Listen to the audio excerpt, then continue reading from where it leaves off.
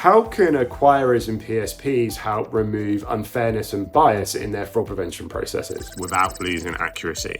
This is James Hunt, and this is the Feedzai Financial Crime News Weekly Update. If we're looking at the ethical waters that PSPs and acquirers have to navigate, you'll typically find the majority of this will be based on their own internal risk appetite. So for example, you will have acquirers and or PSPs which will deal specifically with high-risk merchants. So a merchant that deals in the adult space, gambling, their propensity for chargebacks is a lot higher. So therefore, those acquirers can often charge higher processing fees. There's also conditions within both Visa and MasterCard which state high-risk merchants need to be registered as such and therefore adopt kind of higher processing fees and different rules and regulations within the Visa and MasterCard environments. If we look at some crypto wallet solutions, some of these crypto wallets were actually founded to try and help facilitate the unbanked populations of the world. Certain places like Venezuela, where access to banking services may not be as forthcoming. So these companies kind of specialize in those areas. They're actually also very, very appealing to fraudsters. So I think really when we're looking at kind of ethical issues, can fraud solution providers use data around particular behaviors in demographics and or countries to influence their decision-making process? Well,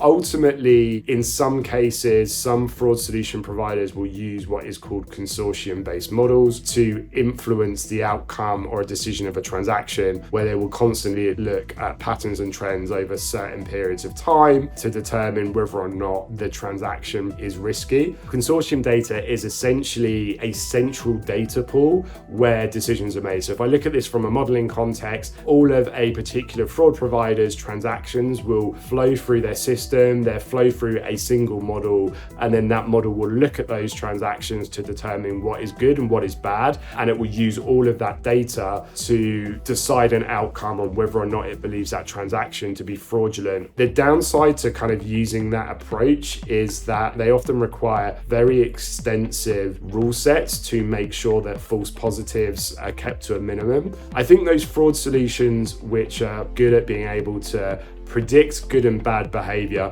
don't necessarily base their data on consortium-based models. Yes, there is definitely information that can be used to help build models, but everyone's business is different. So therefore, what's risky for one merchant may not be risky for another merchant. So the ability to kind of take that information, then use it in a more real-time way, understanding actually how transactions, etc., are performing at the time of payment rather than what's happened in the past is a much better way to do it, and also I would say a little bit more ethical, but without losing accuracy.